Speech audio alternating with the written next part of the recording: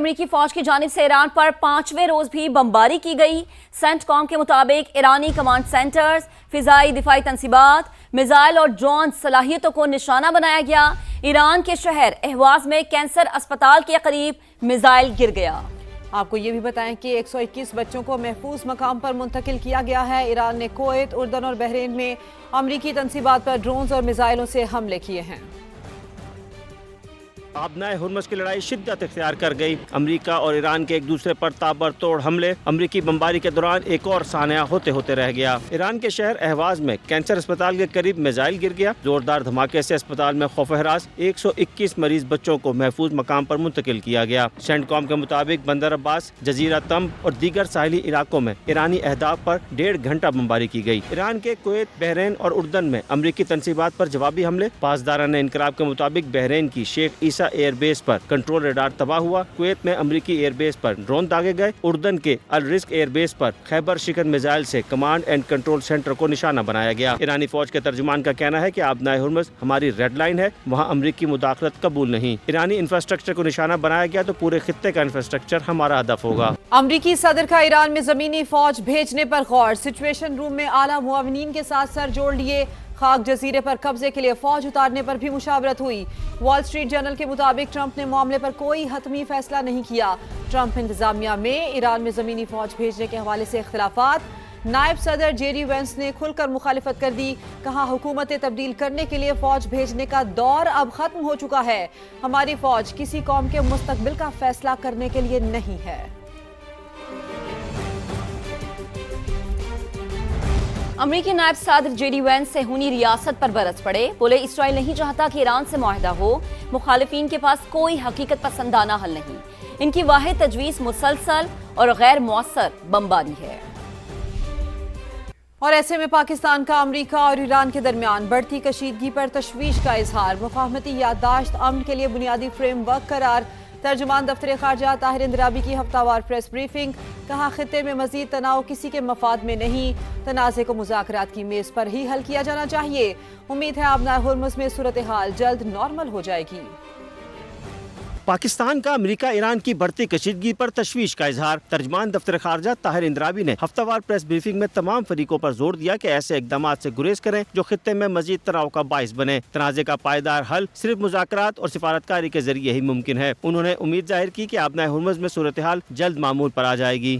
Pakistan will continue to encourage all sides to end violence and resume technical level talks. We express the hope for an early normalization of the situation in the Strait of Hormuz and underscore the importance of ensuring the continued safety, security and freedom of maritime navigation. ترجمان دفتر خارجہ نے حریت قیادت کے خلاف نئی charge sheet کو قابل مذمت قرار دیتے ہوئے کہا کہ بھارت سیاسی انتقام کے ذریعے کشمیریوں کو ان کے حق خود ارادیت سے محروم نہیں کر سکتا۔ انہوں نے پہلگام واقعے میں پاکستان کو ملوث کرنے کی بھارتی کوششوں کو بھی بے بنیاد اور سیاسی محرکات پر مبنی قرار دیتے ہوئے مسترد کر دیا۔ Pakistan categorically rejects India's baseless and politically motivated attempts to link Pakistan with the Pahalgam attacks. Such allegations are consistent with the recurring pattern of attempts to malign Pakistan and divert attention from the fact. ترجمان دفتر خارجہ نے واضح کیا کہ دہشت گرد گروہوں کے خلاف مؤثر کارروائی ہونے تک پاکستان اور افغان طالبان حکومت کے درمیان کسی آئس بریک کا سوال ہی پیدا نہیں ہوتا۔ تاہم دونوں ممالک کے درمیان سفارتی رابطے بدستور برقرار ہیں۔ جبکہ ایرانی حکام کے مطابق صرف وٹکوف اور جیریڈ کشنر معاہدے کی راہ میں رکاوٹ۔ دونوں مذاکرات کو مالی فائدہ حاصل کرنے کے لیے استعمال کر رہے ہیں۔ امریکی news website job site کا دعویٰ لکھا کہ ایرانیوں نے نائب صدر جے ڈی وینس کو بھی خبردار کیا تھا۔ ٹرمپ انتظامیہ نے ویب سائٹ کا دعویٰ مسترد کر دیا۔ اور امریکی کانگریس میں اسرائیل کی امداد میں کمی کی قرارداد مسترد۔ 104 اراکین نے بل کے حق میں ووٹ دیا۔ ایک ریپبلکن ممبر نے بھی قرارداد کی حمایت کی۔ غیر ملکی میڈیا کے مطابق 104 اراکین کا صہیونی ریاست کے خلاف ووٹ دینا ایک نیا رجحان ہے جس سے اسرائیل کے لیے تشویش بڑھتی جا رہی ہے۔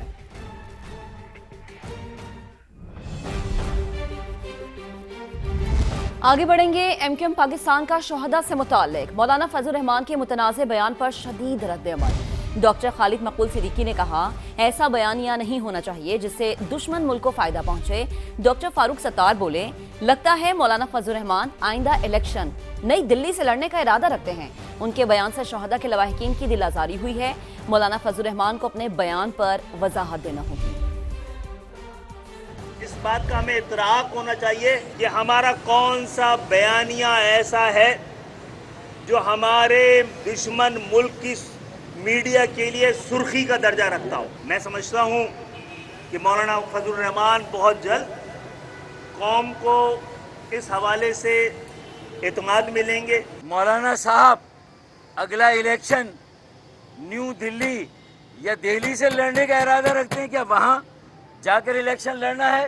وہ شہداء ہمارے ماتھے کا جھومر ہیں، ہمارے آزادی کے محافظ ہیں، ان کا شمار ہمارے محسنوں میں ہوتا ہے، ان کی دل آزاری کی گئی ہے، لہٰذا فوراً اپنے اس عمل، رویے اور بیان پر نظر ثانی کر کے تصحیح کی جائے اور قوم کے سامنے شرمندگی کا اظہار کیا جائے۔ وزیر ریلوے حنیف عباسی کہتے ہیں کہ شہید کے بارے میں بات کرنے والوں کی زبان کیوں نہیں کانپی، کوئی جان قربان کرنے والوں کی جوتی کے برابر بھی نہیں۔ پاکستان جس مقام پر کھڑا ہے شہداء کی قربانیوں کی بدولت ہے۔ میں تو حیران ہوں کہ ہم شہید کے بارے میں بات کرتے ہوئے جو بات بھی ہم نے کی، جس نے بھی کی، جو بھی کرے گا، اس کی زبان کانپ نہیں گئی، اس کا جسم کانپ نہیں گیا۔